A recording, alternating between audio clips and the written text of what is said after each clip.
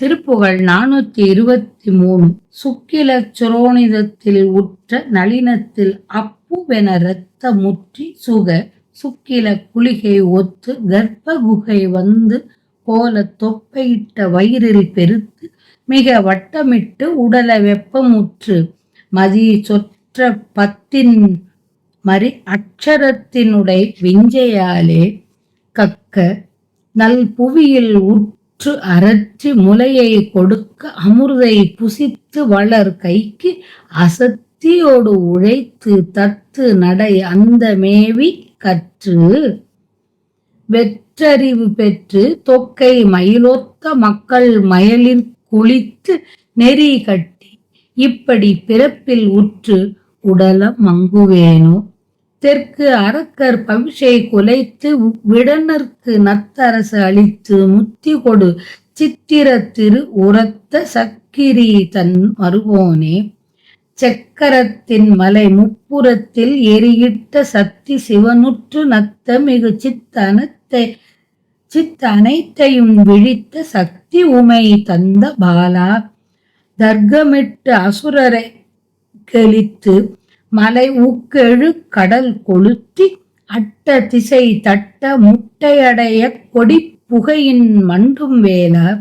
தத்தை வித்ரும நிறத்தி முத்தணி புரத்தி கற்பக வனத்தி சித்தம் அவை தக்கு நத்த அருணை கிரிக்குள் மகிழ் தம்பிரானே. தத்தை வித்ரும நிறத்தி முத்தணி குரத்தி கற்பக வனத்தி சித்தம் அவை தக்கு நத்த அருணை கிரிக்குள் மகிழ் தம்பிரானே.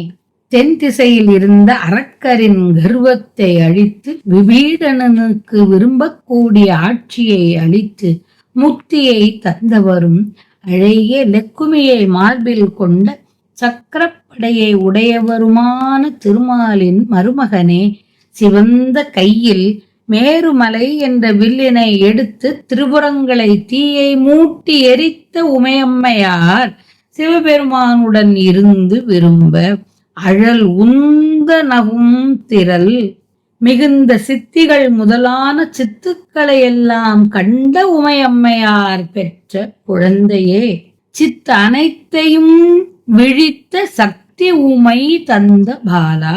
பாதிட்டு போருக்கு வந்த அசுரரை வென்று அவர்களின் மலைகள் பொடியாக 7 கடல்களையும் எரித்து 8 திசைகளும் அழிந்து தவிடு பொடியாகிட தீயின் புகை கொடியுடன் விரைவாய் உக்ரத்துடன் நெருங்கும் வேலையுடையவனே. கிளியை போன்றவளும் பவள நிறம் கொண்டவளும் முத்துமாலை அணிந்தவளுமான வள்ளி குரத்தி கற்பக வனத்தவளான தேவசேனை என்ற இருவரின் உள்ளங்கள் பொருந்தி விரும்ப திரு அண்ணாமலையில் மகிழ்வுடன் வீற்றிருக்கும் தம்பிரானே.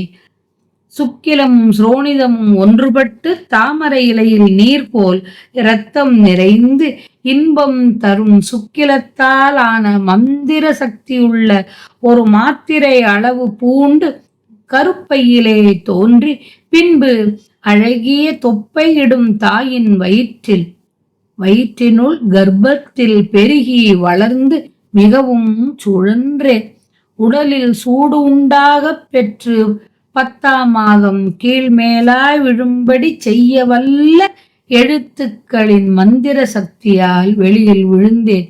நல்ல இந்த உலகத்தில் சேர்ந்து அழுது அன்னையின் முலைப்பாலை தர அப்பாலை உண்டு வளர்வதற்கு வன்மையில்லாததால் முயன்று தத்தி தத்தி நடக்கின்ற நடையழகை பெற்றேன். நூல்களை கற்று பயனில்லாத அறிவை அடைந்து தோகையுடைய மயில் போன்ற பெண்களின் காதல் மயக்கத்தில் மூழ்கி விதிக்கு உட்பட்டேன்.